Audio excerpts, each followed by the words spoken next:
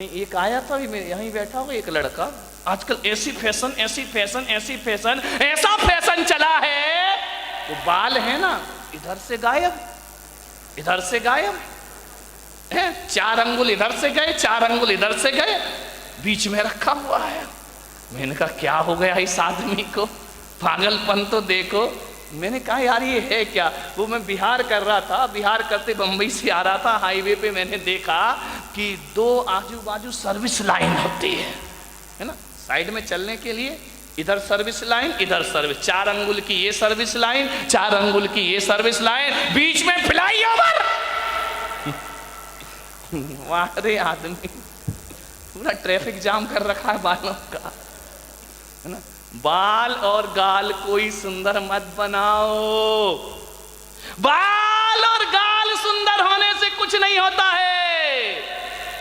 जुबान को सुंदर बनाओ, वाणी को सुंदर बनाओ, तो सारी दुनिया अपने प्रति आकर्षित हो जाया करती है। कभी विचार किया 1000 लीटर नींबू का रस कितना 1000 लीटर नींबू का रस यदि इस पंडाल में लाके रख दिया जाए, एक भी चींटी उसकी तरफ आकर्षित नहीं होगी। 1000 लीटर नींबू का रस, एक भी चींटी उसके पास नहीं आएगी। और एक बूंद चाशनी गिरा दी जाए, हजारों चींटियां उसकी तरफ आकर्षित हो जाया करती हैं, हजारों चींटियां उसकी तरफ आ जाती हैं। अपनी वाणी को नींबू जैसा खट्टा मत बनाओ, अपनी वाणी को चाशनी जैसा मीठा बनाने का प्रयास करिए। हजारों लोग आकर्षित हो जाएंगे मीठी वाणी से, हजारों लोग तुम्हारी तरफ आएंगे। वाणी में मिठास होना। खट्टा नींबू क्या दशा होती मालूम नींबू की, बेचारा बाजार से आता है, यूं यूं दबाया जाता है, दबाने के बाद उसे चाकू से काट दिया जाता है, 2 टुकड़े कर दिए जाते हैं, फिर निचोड़ा जाता है, और निचोड़ने के बाद सड़कों पर फेंक दिया। खट्टे लोगों की यही स्थिति होगी, ध्यान रखना। निचोड़े जाओगे, सड़कों पर फेंके जाओगे, सैकड़ों लोग तुम्हारे ऊपर लाते रख के निकल जाएंगे। ध्यान, चाशनी बनो, मीठे बनो, वाणी में वीणा की झनकार होना चाहिए। लेकिन आज वीणा की झनकार नहीं, वाणी में बाण बसे हुए हैं। ध्यान रखना, एक महाभारत का युद्ध हुआ इस देश में। एक बात याद रखना, ये महाभारत द्रौपदी के चीरहरण से नहीं हुआ है, ये महाभारत जुए में हार जाने से भी नहीं हुआ है। ध्यान रखिए, ये महाभारत शकुनी के पासे बदलने से भी नहीं हुआ है। ये महाभारत इस देश में यदि हुआ है तो ध्यान रखना, दुर्योधन के कारण भी नहीं हुआ है। ये महाभारत इस देश में यदि हुआ है तो द्रौपदी के कारण इस देश में महाभारत की रचना हुआ करती है। मान्यवर आप विचार करिए, जब पांडवों को खंडप्रस्थ दिया गया कि जाओ पांडु पुत्र, धृतराष्ट्र ने कहा खंडप्रस्थ तुम्हें दिया जाता है, पूरा हस्तिनापुर दुर्योधन को दिया जाता है। ध्यान रखना, प्रस्ताव रखा, सुलह की बात हुई, दुर्योधन ने खंडप्रस्थ दे दिया। जहां ना पानी बरसता था, ना जहां फसल होती थी, बंजर भूमि, जाओ वहां रहो। युधिष्ठिर ने कहा, अर्जुन ने कहा कोई बात नहीं, यदि हम में ताकत होगी तो खंडप्रस्थ को इंद्रप्रस्थ बना करके रख दिया जाएगा। ध्यान रखें, हौसले बुलंद होना चाहिए। खंडप्रस्थ दे दिया, जहां पर खंडरी खंडर है, बंजर भूमि है। 5 पांडवों ने पुरुषार्थ किया, मेहनत की, खंडप्रस्थ को इंद्रप्रस्थ में तब्दील कर दिया और इतना सुंदर बनाया। आज कितने भी बड़े आर्किटेक्ट हों, वो व्यवस्था नहीं ला सकते हैं। कैसे लोग थे, कैसी बुद्धि थी उनकी, बिना पढ़े लिखे भी इतना सब कुछ कर लिया करते थे। इतना सुंदर महल बनाया, पूरी दुनिया में चर्चा हुई कि युधिष्ठिर अर्जुन ने इतना सुंदर इंद्रप्रस्थ बनाया है, हजारों लोग देखने जा रहे हैं, बहुत खूबसूरत। दुर्योधन ने कहा कि मैं भी तो चल के देखूं। गया इंद्रप्रस्थ में, और जैसे ही इंद्रप्रस्थ पहुंचा दुर्योधन, इतना अद्भुत महल था, जो दिखता था वो होता नहीं था, और जो होता था वो दिखता। दुर्योधन ने अपनी धोती संभाली, उसे लगा कि यार यहां तो पानी पानी दिखाई दे रहा है, धोती संभाल करके चल रहा है, वहां तो पानी था ही नहीं, केवल दिखाई देता था। आगे देखा दुर्योधन ने, रंगोली बनी हुई है, चौक पूरे हुए, बहुत सुंदर है। अरे बोले यहां से तो आ गया, अब क्या धोती पकड़ना, अब क्या अपने को संभालना। इतना सुंदर, आंखें फटी की फटी रह गई दुर्योधन की। आगे बढ़ा, पानी था, गिरा छपाक से पानी में, पूरे कपड़े गीले हो गए। जोरदार अट्ठास हुआ झरोके से, बड़ी जोर से व्यंग की हंसी आई। उसने कहा देवर जी ये क्या हो गया। द्रौपदी की आवाज आई, गिर गए। अरे संभल के चलना सीखो देवर जी। पानी में गिरा हुआ दुर्योधन भीगा हुआ। द्रौपदी ने कहा गिर गए ना, अब पता पड़ा कि इंद्रप्रस्थ क्या है और हस्तिनापुर क्या है। अरे तुम कैसे संभलोगे, अंधे का पुत्र अंधा ही होगा। बस यहां से महाभारत शुरू हो जाया करती है। द्रौपदी का चीरहरण महाभारत नहीं था, जुए में हारना महाभारत नहीं था। द्रौपदी का एक तीखा वचन कि अंधे का पुत्र अंधा ही होगा, बस इतनी सी वचन महाभारत की रचना करते हैं। ध्यान रखिए, उसी दिन दुर्योधन ने कसम खा ली कि आज जो अपमान तूने मेरा किया है, आज जो भरी सभा में तूने मेरा उपहास किया है, ठहर जा, एक दिन भरी सभा में तुझे नग्न नहीं किया तो मेरा नाम भी दुर्योधन नहीं होना चाहिए। इतनी सी बात ध्यान रखना। शब्द को संभाल के बोलिए, शब्द संभाल के बोलिए, शब्द के हाथ ना पांव। ध्यान रखिए, एक वाणी जीवन को तबाह कर देती है। अपमान किसी का मत करो। ध्यान रखना, बड़ा आदमी तो छोड़ो, छोटा सा तिनका का भी अपमान मत करना, वरना कितने भी बड़े योद्धा बन जाओ, एक तिनका आंख में चला जाए तो सारा युद्ध धरा रह जाया करता है। ध्यान रखिए, वाणी अच्छी बोलिए, किसी को अपमानित मत करिए। एक तीखे वचन ने, एक कटु वचन ने महाभारत की रचना कर दी। ध्यान रखिए, मीठा बोलो, अच्छा बोलो, विपत्तियों को आमंत्रण मत दो, मुसीबत को आमंत्रण मत दो। एक तीखा वचन हजार विपत्तियों को लेकर अपने साथ आया करता है। ध्यान रखिए, बोलो तो बोलो सदा मीठे वचन। जो काम सख्ती से नहीं होते वो काम मिठास से हो जाया करते हैं। खुदा को भी पसंद नहीं शक्ति जुबान में, खुदा को भी पसंद नहीं शक्ति जुबान में, इसीलिए नहीं दी हड्डी जुबान में। ध्यान रखिए, पूरे शरीर में हड्डियां हैं, जुबान में हड्डी नहीं है, क्योंकि शक्ति पसंद नहीं करता वो ईश्वर। जुबान तो मुलायम होती है ना।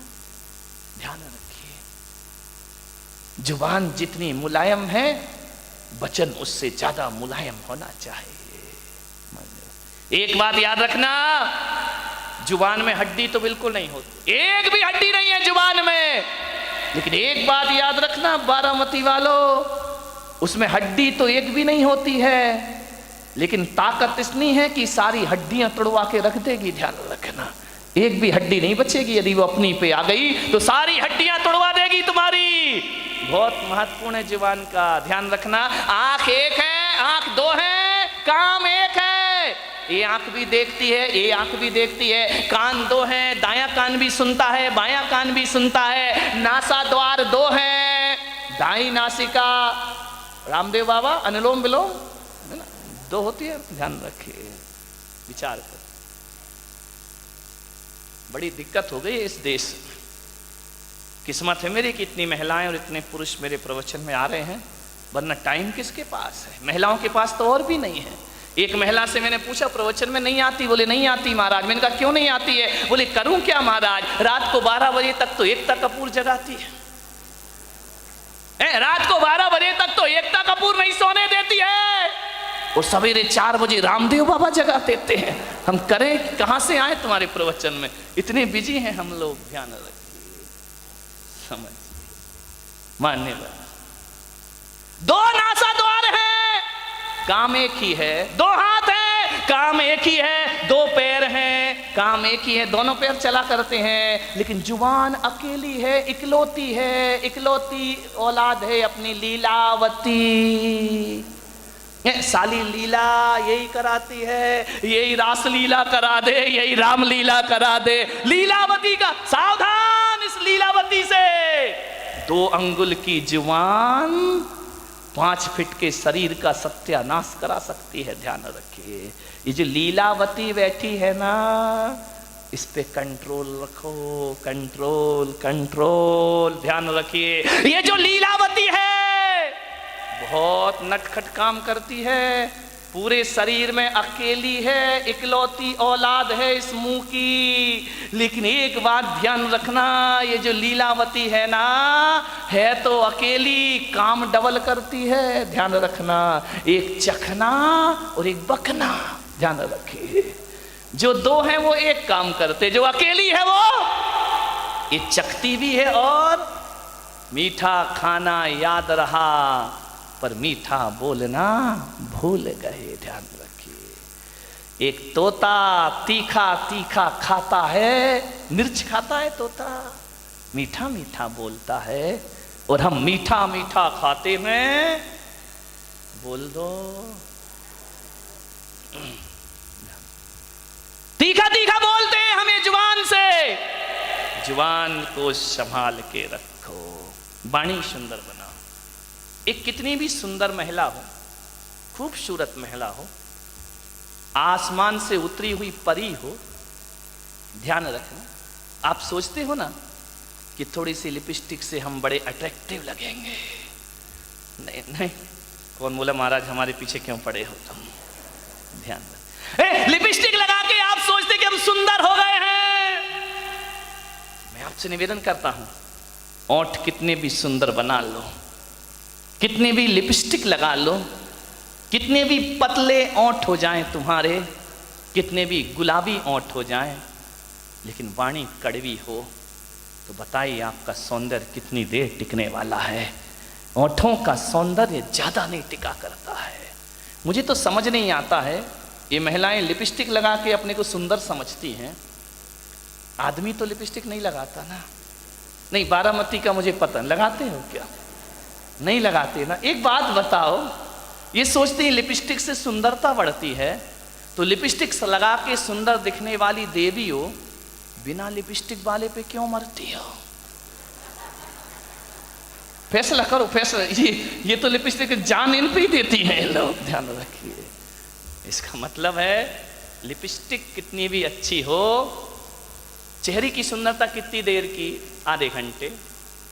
एक बात बताओ, एक सुंदर चेहरे को एक बार देखोगे, 2 बार देखोगे, 3 बार देखोगे, बार बार देखोगे, उस चेहरे से भी जी भर जाएगा। ध्यान रखिए, ध्यान रखना, ज्यादा सुंदर चेहरा कितने दिन अच्छा लगेगा?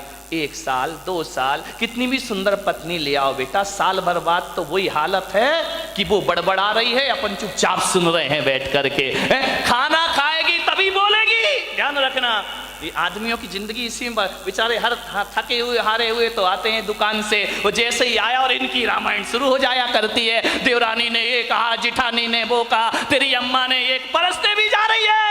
महिलाओं से निवेदन है, जब पति घर में आए तो उसकी थाली में रोटी परोसो, रोटी। दिन भर की किचकिच मत परोसो उसकी थाली में, वरना थाली फेंक करके इतना परेशान। उसी समय मैंने एक महिला से बोला, खाते समय क्यों बोलती हो? बोले खाते समय तो वो चुपचाप सुनता है, मुंह में रोटी रहती है, सुनते रहता है, अपन बोलते जाओ, देवी बोलते जा रही, बोलते जा रही, बोलते जा रही है, वो बेचारा खाते जा रहा, खाते आ रहा, क्या करे? इधर सुने या इधर सुने, खा रहा। ऐसी हालत है जैसे सड़क के किनारे भुट्टा सिकता है ना,